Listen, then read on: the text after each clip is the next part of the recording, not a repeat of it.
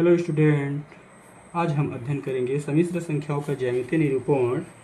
जैसे हम वास्तविक संख्याओं के लिए कार्टेशियन निर्देशांक देखे थे, जिसमें क्या है हमारा ये एक्स अक्ष होता था और ये हमारा क्या होता था, वाई अक्ष। ठीक है। उसी प्रकार से अब हम कॉम्प्लेक्स एनालिसिस में इसे पढ़ते हैं तो इसे कार्तीय निर्देशांक न कहकर इसे क्या बोला जाता है, कार्तीय निर्देशांक न कह करके इसे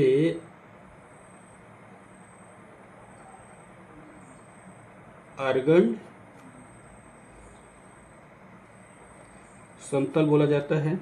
आर्गन समतल में मान लीजिए हमारा जेड सम्मिश्र संख्या है, कोई ए धन आयोटा बी, तो ये आपको बताया गया था कि ए हमारा क्या है, वास्तविक मान को प्रदर्शित करता है, अर्थात एक्स अक्ष को, एक्स अक्ष में कितने यूनिट चल रहा है, ये मान लीजिए चला कहाँ तक, यहाँ तक।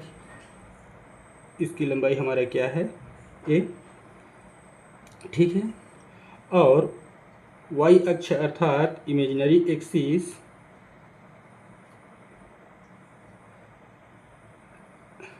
कहाँ तक चला, बी तक, अर्थात यहाँ तक। ठीक है। ये ए है, हमारा बी है, तो इसका निर्देशांक हम निरूपित करेंगे तो कहाँ आएगा, लगभग आप लोगों का ये आ जाएगा बिंदु पी, अर्थात बिंदु पी किसको निर्देशित कर रहा है, जेड को। अब इसे हम आप लोगों को बताए थे क्रमिक रूप में यदि लिखे तो पी के निर्देशक हमारा निर्देशांक क्या हो जाएगा, ए कमा बी। ठीक है।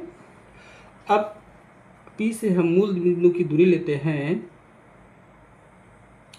पी से मूल बिंदु की दूरी हमारा क्या है, मान लीजिए आर, अर्थात ये मूल बिंदु ओ, यहाँ पर एन, ये हमारा एम, ये पी। तब क्या मान सकते हैं हम, ए बराबर ओ एन, बी बराबर ओ एम, और आर बराबर क्या, आर बराबर ओ पी। अर्थात यहाँ से यहाँ तक की दूरी, उसी को हम क्या बोलते हैं दूसरे शब्दों में, माड मतलब मापांक। चलिए आगे देखेंगे इसे। ठीक है। तो आप लोग एक बात जानते होंगे क्या, अपने ये हमारा क्या है, कोण ओ एन पी क्या है, समकोण है। तब इस पर हमारा क्या लगेगा, पाइथागोरस प्रमेय। पाइथागोरस प्रमेय से क्या हो जाएगा, आर हमारा क्या है, कर्ण, आर स्क्वायर बराबर अंडर रूट ए स्क्वायर प्लस बी स्क्वायर, अर्थात आर बराबर अंडर रूट ए स्क्वायर प्लस बी स्क्वायर। इतना कर लिए थे, ये हमारा क्या निकला था, मापांक। अर्थात वास्तविक संख्याओं का वर्ग धन काल्पनिक संख्याओं का वर्ग का योग का वर्गमूल लेंगे तो क्या मिलता है, हमारा मापांक। मापांक को हम किससे शो किए थे उस समय, इस रूप में। ओके, चलिए इसे ध्यान रखना। अब थोड़ा सा आगे बढ़ते हैं तो ये हमारा क्या, आर हमारा मापांक शो हो गया। मापांक को हम अंडर रूट ए स्क्वायर प्लस बी स्क्वायर से शो करते हैं। कुछ देर आगे चलेंगे तो हम पाते हैं यहाँ हमारा ओ एम, पहला हमारा ओ पी मिल गया, दूसरा अब हम बी लेते हैं तो हम पाते हैं क्या, एक समकोण त्रिभुज में हमारा क्या होता है, साइन थीटा बराबर लंब बटा लंब, अर्थात हमारा क्या है, पी एन अपान वर्ग, सॉरी कर्ण, अर्थात हमारा क्या है, ओ पी। सरल करेंगे तो पाएंगे हमारा पी एन क्या है, पी एन बी अपान ओ पी क्या है हमारा, आर। इसे सरल करेंगे तब क्या हो जाएगा हमारा, B is equal to R sine theta. उसी प्रकार से cos theta is equal to क्या हो जाएगा, आधार बटा कर्ण। आधार हमारा क्या है, ओ एन, अपन कर्ण क्या है, ओ पी। ओ एन की मान हमारा क्या है, ए। ओ पी का मान हमारा क्या है। तब यहाँ क्या हो जाएगा हमारा, ए बराबर आर कास थीटा। इसे आप लोग ध्यान में रखिएगा। इसे आप मान लेते हैं समीकरण 1, 2 और ये 3। तो हमारा एक संबंध और बन के आता है कहाँ से, जेड इज इक्वल टू, ए का मान हमें क्या मिला, आर कास थीटा, बी का मान क्या मिला, iota B sine theta. Iota B sine theta, sorry, iota R sine theta. ठीक है, यदि हम इससे आर का मान ले लेते हैं तो यहाँ हमारा क्या बचता है, cos theta plus iota sine theta. आशा करता हूँ इतना क्लियर होगा। अब इसका भी यदि हम मॉड लेते हैं तो हमारा क्या होता है, मॉड इज इक्वल टू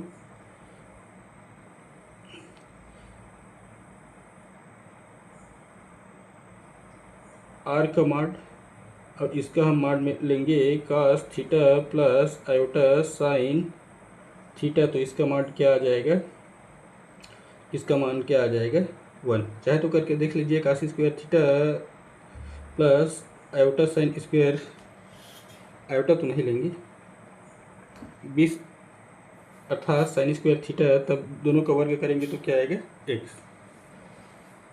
सरल समीकरण में आप लोग पढ़े हैं।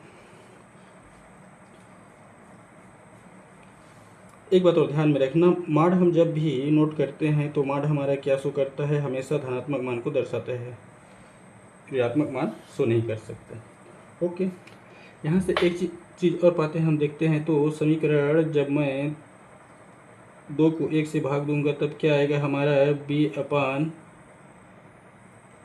ए बराबर R sine theta upon R cos theta. यहाँ आर से आर कट जाएगा तब क्या हो जाएगा, बी अपान ए बराबर टेन थीटा। अर्थात मैं इसे ऐसा भी लिख सकता हूँ, tan theta is equal to B upon A. और यूनिवर्सल फंक्शन जानते हैं, टेन को उधर ट्रांसफर करेंगे तो थीटा हमें क्या मिल जाएगा, टेन इनवर्स बी अपान ए। इस सूत्र को क्यों बता रहा हूँ, इसे ध्यान रखना, आगे आप लोगों का काम आएगा। ओके, यह हमारा क्या है, मापांक। यह हमारा मापांक है, और यह इसे क्या बोला जाता है, ये जो मिला है वो हमारा क्या है, कोणांक। ओके, चलिए थोड़ा सा आगे बढ़ते हैं। तो ध्यान रखना, हम कॉम्प्लेक्स प्लेन में बताया था, यदि काल्पनिक और वास्तविक भाग धनात्मक है तो पहला चतुर्थांश में आएगा। यदि हमारा वास्तविक अक्ष ये इधर क्या हो जाता है, ऋणात्मक है ना, तो वास्तविक इधर ऋणात्मक रहेगा, और हमारा काल्पनिक धनात्मक रहेगा तो दूसरा चतुर्थांश में आएगा। उसी प्रकार से जब हमारा वास्तविक और काल्पनिक दोनों ऋणात्मक रहेगा तो तृतीय चतुर्थांश में आएगा। और जब हमारा काल्पनिक ऋणात्मक और वास्तविक धनात्मक रहेगा तो चौथा चतुर्थांश में आएगा उसका वैल्यू। ठीक है, ये अभी नहीं, आपको बाद में काम आएगा, इसे ध्यान में रखिएगा। और ये दो चीज़ महत्वपूर्ण है, एक ये और एक ये, इसका उपयोग हम आगे करेंगे। ओके, और इसे भी ध्यान रखिएगा, इसका भी उपयोग आप लोगों का आगे होगा। उसी को यहाँ पर हम देखेंगे, क्या सम्मिश्र संख्याओं का ध्रुवीय रूप क्या होता है। ठीक है, हम क्या किए थे, जेड को कैसे लिखे थे, यहाँ पर आर कास, सॉरी हाँ, जेड को हम क्या लिखे थे, आर का थीटा बराबर आयोटा आर साइन थीटा किसका ही रूप है? ए धन आयोटा बी का। ठीक है, ए धन आयोटा बी का ही रूप है। तब क्या करेंगे, यहाँ पर हम एक बात और बताए थे, A equal R cos theta और B equal R sine theta.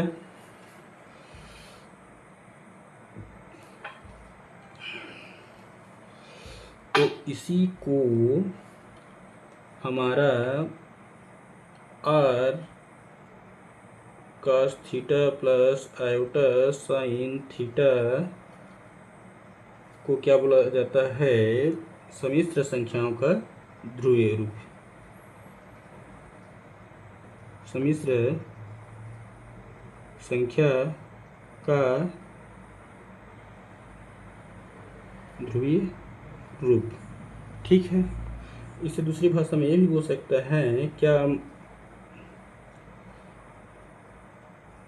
मापांक एवं पूर्णांक रूप क्यों बोला जाता है? क्योंकि आर हमारा क्या है? मापांक, और थीटा हमारा क्या है? पूर्णांक। ओके, थीटा हमारा क्या है? पूर्णांक।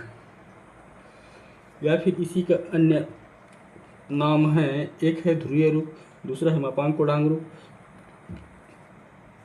ध्रुवीय रूप, मापांक पूर्णांक रूप, तीसरा नाम है त्रिकोण मितीय रूप। ओके, और इसका निर्देशांक कैसे शो करते हैं? कोई भी बिंदु को शो करना है, मान लीजिए वो बिंदु P को हम शो किए थे इसमें कार्तीय निर्देशांक में P x y। तो जब ध्रुवीय रूप में इसे को करेंगे तो ध्रुवीय रूप में क्या हो जाएगा? P का वैल्यू सबसे पहले हमारा x की जगह क्या आ जाएगा? r अर्थात मापांक, और y की जगह क्या आ जाएगा? पूर्णांक अर्थात थीटा। कोई बिंदु का मान। ठीक है, थोड़ा सा आगे चलेंगे तो देखते हैं हम यहाँ इसमें समीकरण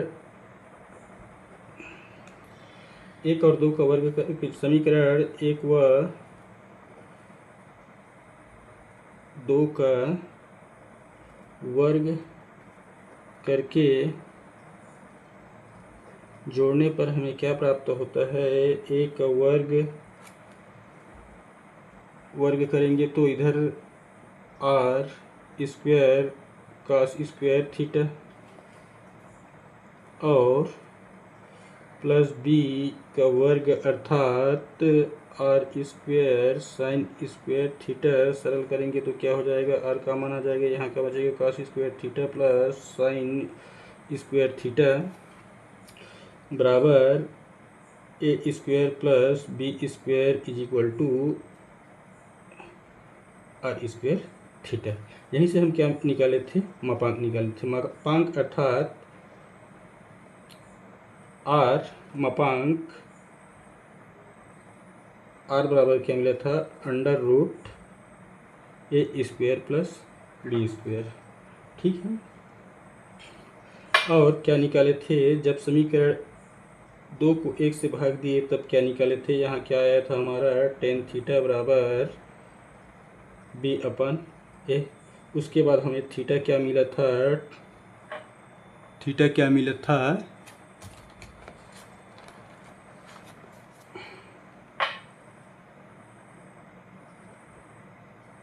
टेन इनवर्स बी अपन ए। आशा करता हूँ इतना क्लियर हो गया होगा। ठीक है,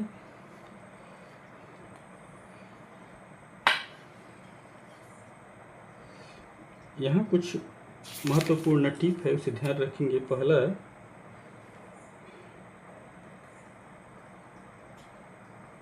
हमारे पास ये जो जेड हम लिए हैं, ये जेड, उसमें हमारा थीटा का मान 0 है। थीटा का मान 0 है, theta is equal to 0 and R is equal to 1। तब क्या हो जाएगा? जेड बराबर क्या हो जाएगा? यहाँ आर का मान 1 रखेंगे, थीटा का मान 0, तो cos 0 का मान क्या हो जाएगा 1, प्लस यहाँ साइन 0 का मान 0 होता है, इस तरह से वाला टर्म 0 हो जाएगा, बराबर क्या हो जाएगा z is equal to 1, z is equal to 1। Okay,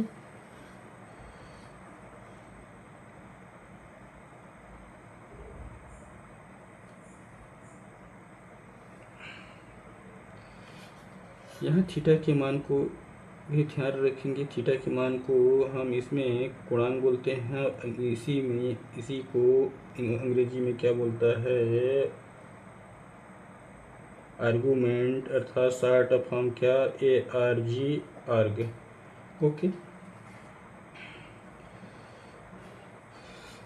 एक सूत्र आता है आप लोगों के लिए दूसरा,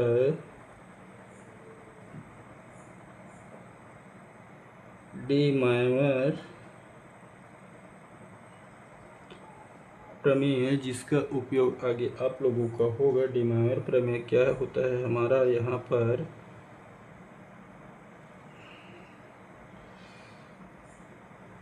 cos theta plus iota sine theta का घात यदि n है तो डी माइवर प्रमेय क्या करता है, जो हमारा ये घात है उसे गुणांक के साथ गुणा कर देता है, अर्थात cos n theta plus iota sine n theta. Okay, sine n theta. और कुछ टिप्स है, टिप्स को थोड़ा सा यहाँ पर ध्यान रखेंगे आप लोग, प्रश्न अभ्यास भले ना हो लेकिन ये टिप्स जानना जरूरी है आप लोगों के लिए।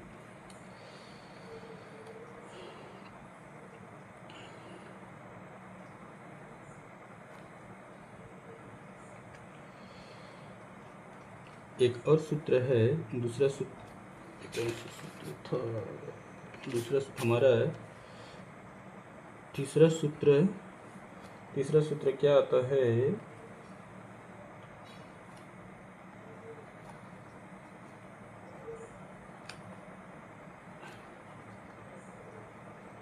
ई i theta is equal to क्या होता है cos theta plus i sine theta, और ई का घात minus iota theta is equal to cos theta minus iota sine theta. ठीक है, जैसे हम ये किसका मान है हमारा जेड का, ये किसका मान है जेड बार, अर्थात जेड का संयुग्मी। जेड संयुग्मी क्या होता है, ये पहले धनात्मक है तो संयुग्मी में उसका काल्पनिक भाग का मान ऋणात्मक हो जाता है। ठीक है, इतना क्लियर है।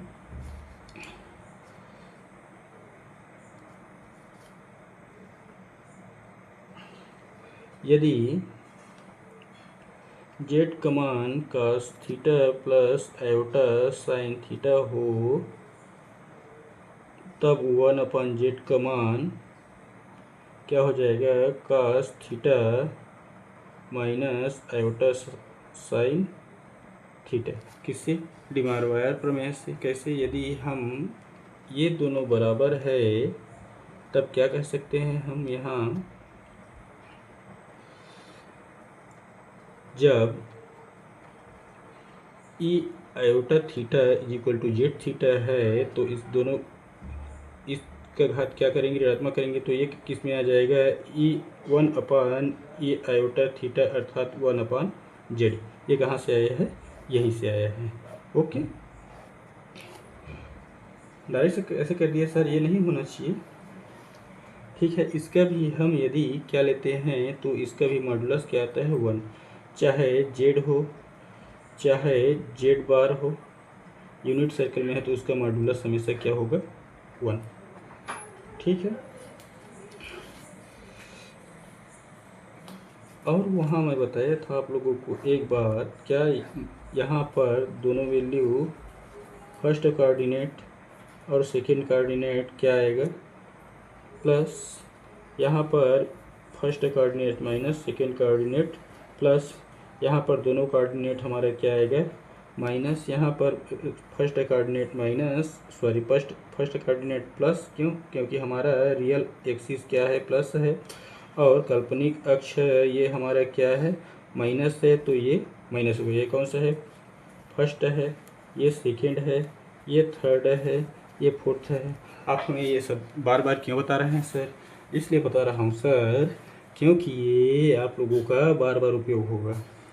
आज तक आप यहाँ 11वीं में गणित लिए हैं, तो मैं अपेक्षा करता हूँ कि आप लोग आगे भविष्य बनाएंगे तो गणित नहीं बनाएंगे। इस कारण से बेसिक चीज़ आप लोगों को जानना अनिवार्य है। ये हमारा एक वास्तविक और काल्पनिक क्या है, धनात्मक है, तो क्या पर रहेगा, फर्स्ट कोऑर्डिनेट में रहेगा cos theta plus iota sine theta. और यदि यहाँ पर मेरा cos ऋणात्मक हो जाता है तो ये क्या कहाँ चला जाएगा, अर्थात वास्तविक भाग हमारा ऋणात्मक हो जाएगा, cos थीटा ऋणात्मक होगा, फिर यहाँ पर ये आयोटा साइन थीटा धनात्मक, क्यों, हमारा वास्तविक अक्ष धनात्मक है, ठीक है। उसी प्रकार से यहाँ पर हमारा वास्तविक और काल्पनिक दोनों ऋणात्मक रहेगा, अर्थात minus cos theta minus iota sine theta. और यहाँ पर हमारा फर्स्ट अक्ष वास्तविक भाग क्या हो जाएगा, धनात्मक, अर्थात cos थीटा धनात्मक, और काल्पनिक भाग अर्थात आई साइन थीटा क्या हो जाएगा, ऋणात्मक। आशा करता हूँ इतना क्लियर हो गया होगा, इस नोट कर लीजिएगा, ठीक है। अब कुछ प्रश्न अभ्यास करते हैं जो आप लोगों के लिए उपयोगी साबित होगा, ठीक है।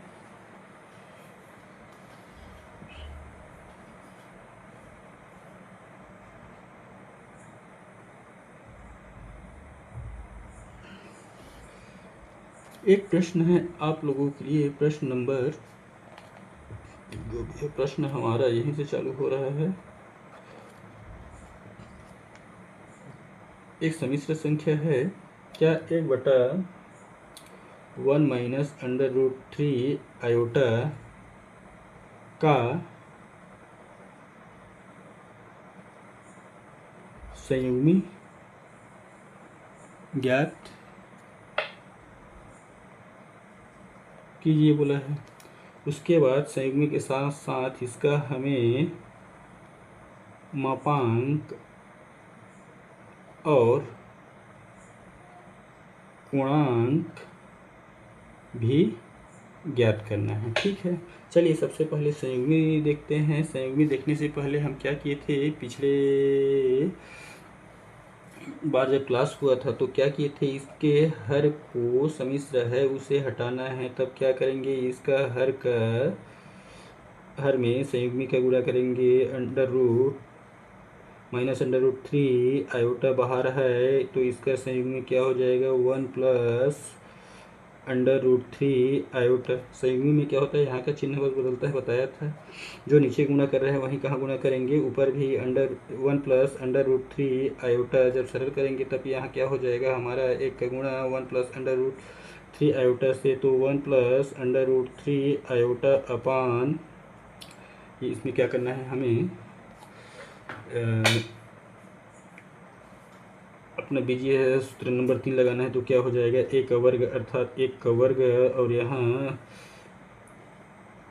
b का वर्ग माइनस b का वर्ग, और यहाँ आयोटा है, आयोटा माइनस वर्ग हो जाए, चलिए माइनस अंडर रूट 3 का वर्ग और आयोटा का वर्ग हो जाएगा। सरल करेंगे तब क्या हो जाएगा, 1 प्लस अंडर रूट 3 अपान, यहाँ क्या हो जाएगा, 1 आयोटा वर्ग का मान क्या होता है, -1 बताया था ना, तो यहाँ का माइनस यहाँ का माइनस, ये क्या कर जाएगा प्लस, और अंडर रूट 3 का वर्ग है मतलब रूट से 3 कट जाएगा, प्लस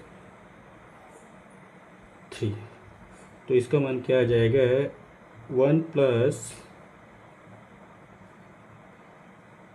अंडर रूट 3 आयोटा अपान 4। तो हमें इसका सरलतम रूप क्या मिला, 1/4 वास्तविक भाग प्लस अंडर रूट 3/4 काल्पनिक भाग। तो अब यही क्या बोला हमें, इसका संयुग्मी ज्ञात कीजिए बोले, तो इसका संयुग्मी क्या हो जाएगा, अर्थात इसका संयुग्मी, यहाँ संयुग्मी ज्ञात किए हैं वो नहीं बोलना है सर, यहाँ सिर्फ हम हर का संयुग्मी का सरल किए थे, है ना। इसमें आप लोग कंफ्यूज होंगे तो ध्यान रखना इस बात को। अब जो सरलीकृत करने के बाद जो हमें सम्मिश्र संख्या प्राप्त हुई है उसका संयुग्मी ज्ञात करेंगे। का संयुग्मी क्या हो जाएगा, 1/4 माइनस √3/4 आयोटा। ओके, आशा करता हूँ इतना कर लिए होंगे आप लोग। अब इसका हमें गुणांक ज्ञात कर, चलिए सबसे पहले मापांक ज्ञात करते हैं।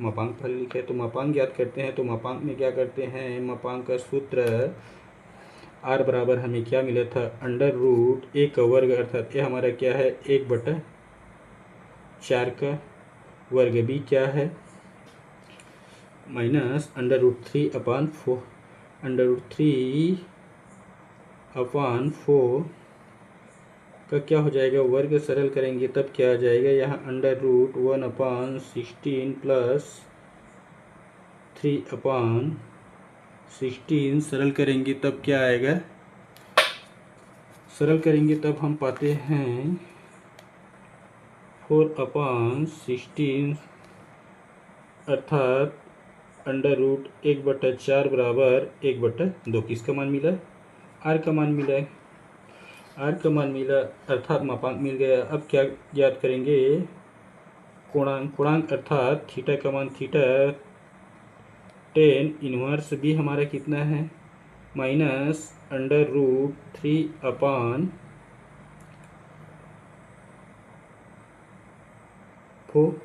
से क्या भाग कर रहे हैं 1/4, तो हर का हर 4 कट जाएगा। यहाँ सरल करने पर क्या आ जाएगा हमारा tan इनवर्स -√3। तो आप लोग मुझे बताइए हमारा इसमें ये हमारा वास्तविक भाग कहाँ धनात्मक है, मतलब कहाँ पर, यहाँ पर, और काल्पनिक हमारा क्या ऋणात्मक है, मतलब यहाँ पर। तो हमारा ये सम्मिश्र संख्या कौन से चतुर्थांश में रहेगा, चौथा चतुर्थांश में।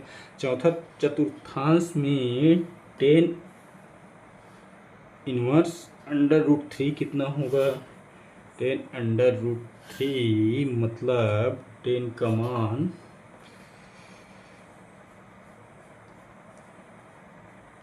60,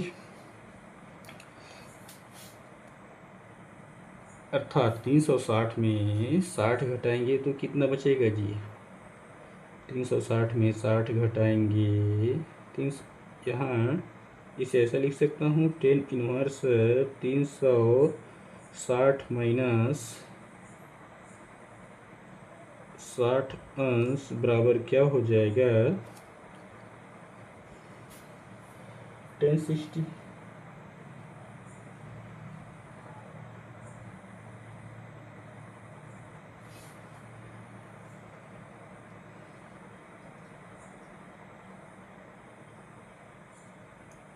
एक बात मैं बताना भूल गया था, यहाँ हम जब भी ना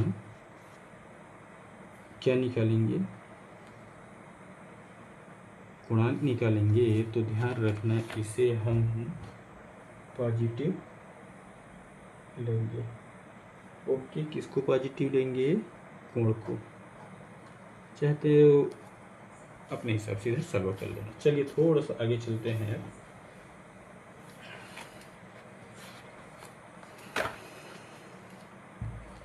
कुछ और सवाल कर लेते हैं ताकि हम जो भी हमें परेशानी है क्या अपना एलर सूत्र और डिमायर सूत्र से वो क्लियर हो जाए। इस सवाल में हमें क्या दिया है, यदि z cos theta plus iota sine theta दिया है तो हमें क्या सिद्ध करना है जी, z बराबर 1 प्लस आयोटा tan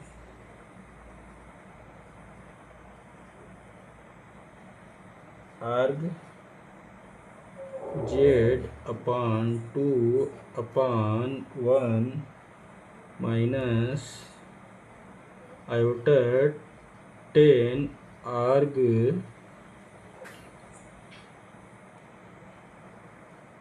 Z/2। अर्थात क्या बताना चाह रहा है, आर्ग में क्या बताया था आप लोगों को, आर्ग क्या बताया था, आर्ग अर्थात थीटा, थीटा का मान, यहाँ आर्ग दिया है थीटा का मान, थीटा तो आर्ग को क्या किया है, हाफ किया है, मतलब इसका मतलब क्या हो जाएगा, हमारा थीटा आधा हो जाएगा। ठीक है, कोण आधा हो जाएगा। चलिए अब सरल करते हैं। क्योंकि हमें पता है, क्या पता है, क्या आप एक सूत्र लिखे हैं, टेन और कास में संबंध तब क्या आता है हमारा, cos theta is equal to 1 minus 10 square theta upon 2 upon 1 plus 10 square theta upon 2, और साइन और टेन में संबंध, sine theta is equal to 2 tan theta upon 1 plus 10 square theta upon 2। यहाँ एक है तो ये आधा होगा, यहाँ दो रहेगा तो यहाँ एक रहेगा, यहाँ जस्ट यहाँ का कोण का आधा यहाँ पर क्या हो जाता है, आधा हो जाता है। ठीक है, अब क्या करेंगे, इस समीकरण 1 और समीकरण 2 का मान हम कहाँ रखेंगे, यहाँ पर। ठीक है, कास और साइन का मान, चलिए इसे समीकरण 1 मान लीजिए, इसे 2 और इसे 3, तब हमारा क्या हो जाएगा, z is equal to 1 minus 10 square theta upon 2 upon 1 plus 10 square theta upon 2 plus iota 2 10 square theta upon 2 upon 1 plus 10 square theta upon 2। Okay, अब सरल करेंगे, देखिए दोनों का हर समान है तो एक हर के रूप में लिख सकते हैं, एक हर के रूप में लिखेंगे तो क्या हो जाएगा, 1 plus 10 square theta upon 2, 10 square theta upon 2, और ऊपर हमारा क्या हो जाएगा, 1 minus 10 square theta upon 2 plus आयो, इसे ऐसे लिख सकता हूँ, 2 आयोटा 10 थीटा अपान 2।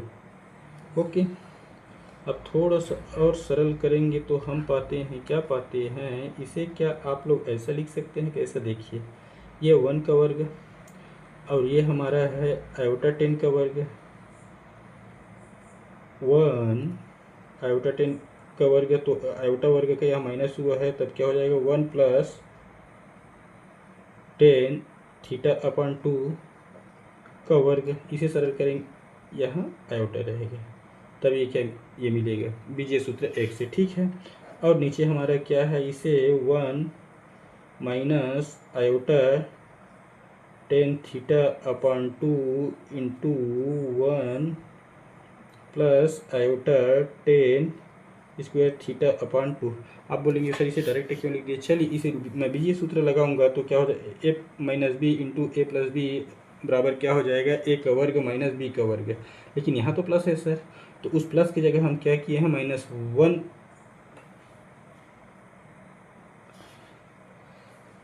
देखिए इसे मैं सॉल्व करूँगा तो यहाँ कैसे होगा, पूर्व रूप लिख देता हूँ, यहाँ पर सरल करूँगा, 1 का वर्ग ऋण आयोटा का वर्ग 10 स्क्वायर थीटा अपान 2, यही आएगा कि नहीं, तो यहाँ आयोटा वर्ग है वो क्या बन जाएगा हमारा, -1 माइनस माइनस ये क्या है, प्लस, तो ये रूप आया, तो इस रूप को हम फिर क्या किए हैं, इस रूप में कट किए हैं। अब यहाँ से एक घात यहाँ से इससे कट जाएगा, तो यहाँ पर आपका बचेगा क्या, z बराबर 1 plus iota 10 theta upon 2 upon 1 minus iota 10 theta upon 2, और हमें लाना क्या था, हमें लाना क्या था, यही जो बताया गया है। ओके, आशा करता हूँ क्लियर हुआ होगा और आप लोग इसमें दोनों चीज़ का उपयोग हुआ है, अपना पूर्णांक, मापांक और त्रिकोणमिति के। इसे एक स्टेप और सरल करेंगे तो यहाँ हमें लाना था आर्ग, यहाँ क्या है थीटा। तो हम तो जानते हैं जी थीटा बराबर क्या होता है आर्ग, कहाँ से, यहाँ से। पिछले पृष्ठ में भी बताया था ना। तब क्या हो जाएगा 1 प्लस आयोटा 10 की जगह हमें क्या लिखना है आर्ग अपान आर्ग z upon 2 upon 1 minus iota 10 आर्ग z upon 2। आशा करता हूँ क्लियर हुआ होगा। ओके, चलिए कुछ और क्वेश्चन देख लेते हैं जिससे आप लोगों को स्पष्ट हो जाए। यहाँ जगह है तो यहीं देख लेते हैं। एक समिश्र संख्या दिया गया है क्या, z is equal to X plus I Y.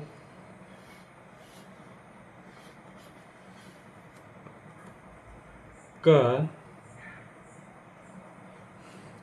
बिंदुपथ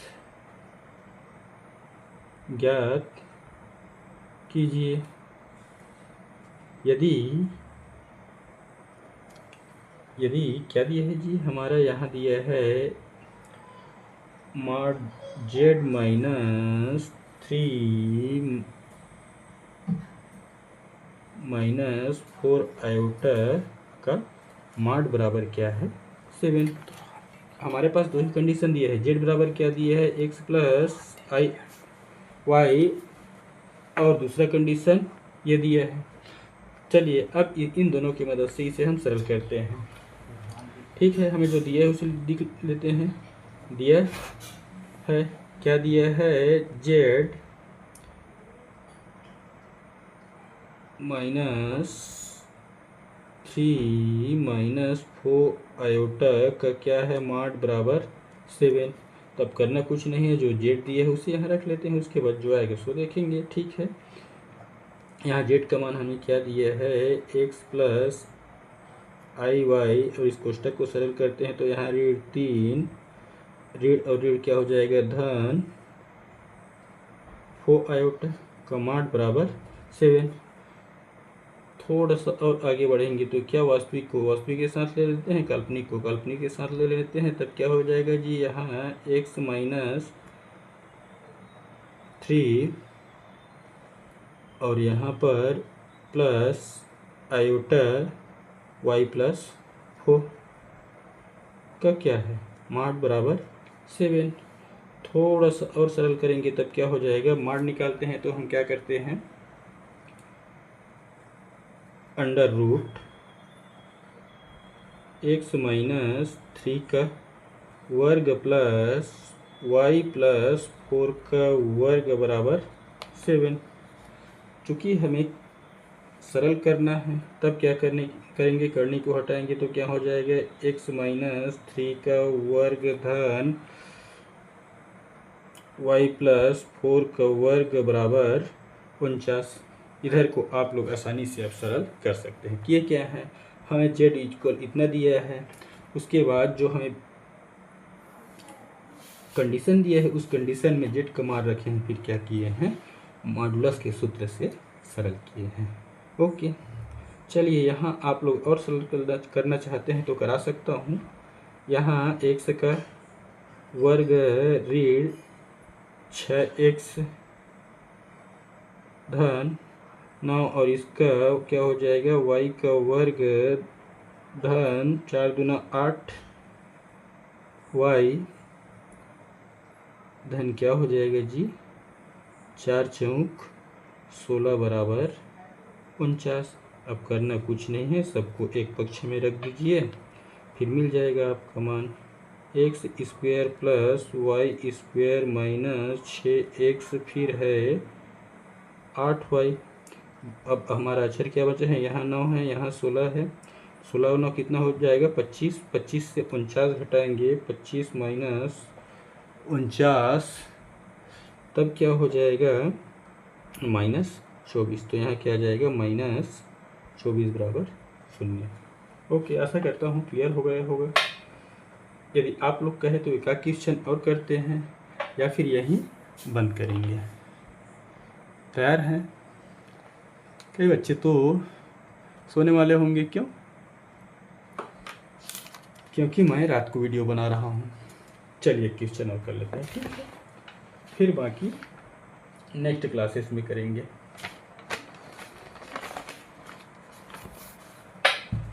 एक सवाल है, पुरानी पुस्तक का उदाहरण नंबर 7 है। उदाहरण नंबर 7 आप लोग देखेंगे क्या दिया है हमें। z बराबर दिया है cos theta plus i sine theta. तब सिद्ध करना है, क्या सिद्ध करना है?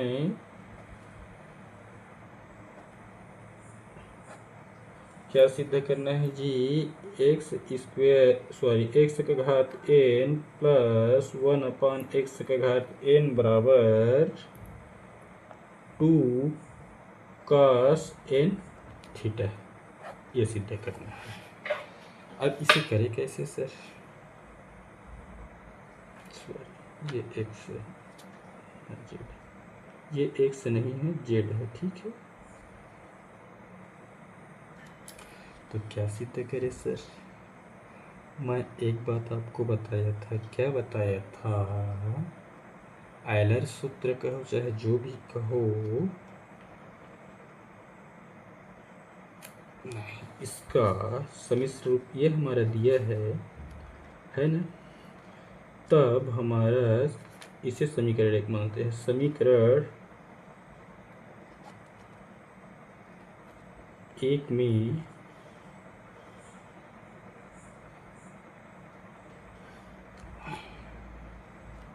एक को किस रूप में लिखने पर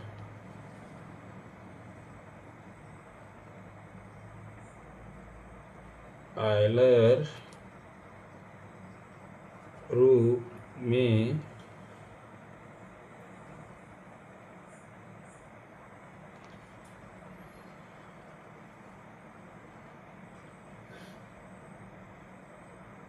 नहीं, आयलर रूप में नहीं करेंगे फिर ये बन जाएगा। डी मार्वल प्रमेय हम पढ़े हैं ना, क्या पढ़े हैं? दोनों तरफ घात n करेंगे किससे? समीकरण एक के। तो यहाँ पर cos थीटा धन आयोटा साइन थीटा n। तो डी मार्वल प्रमेय में क्या किए थे जी? इसे सरल किए थे तब इसका दूसरा रूप क्या गया था? इसमें इसका घात जो है पूर्णांक में गुणा हो गया था, अर्थात cos n theta plus iota sine n theta किसके बराबर? जेड एन के बराबर। उसी प्रकार से जब हम क्या लेंगे 1/z लेंगे, तब क्या हो जाएगा? cos theta minus iota sine theta हो जाएगा। अब दोनों तरफ का घात क्या लेंगे? 1/z का घात n बराबर इधर का घात cos theta minus iota sine theta पूरे के घात n लेंगे। तब यहाँ पर हम क्या लगाए हैं? डी मार्वल प्रमेय। यहाँ पर भी क्या लगाएंगे? डी मार्वल प्रमेय। डी मार्वल प्रमेय क्या है? चलिए नहीं जानते हैं तो लिख देता हूँ। यहाँ पर हमारा cos theta plus iota sine theta पूरे का घात n है। सरल करेंगे तो क्या हो जाएगा? cos n theta plus iota sine n theta, जहाँ पर घात क्या है पूर्णांक के साथ गुणा हो जाता है, ठीक है? उसी का उपयोग यहाँ पर भी करेंगे। तो यहाँ क्या हो जाएगा? 1/zn बराबर cos n theta minus iota sine n theta. अब ये वाले समीकरण को आप चाहे तो कुछ नाम दे सकते हैं। इसे 1 दिए हैं तो इसे कर दीजिए आप लोग 2, इसे कर दीजिए 3। 2 और 3 को अब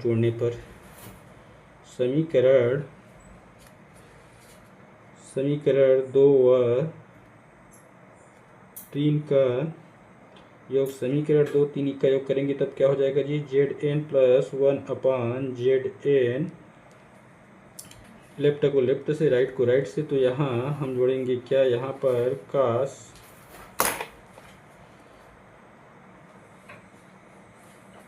N theta plus iota sine N theta, और ये जेड एन का मान हो गया, और 1/Zn का मान क्या हो जाएगा, cos N theta minus iota sine N theta.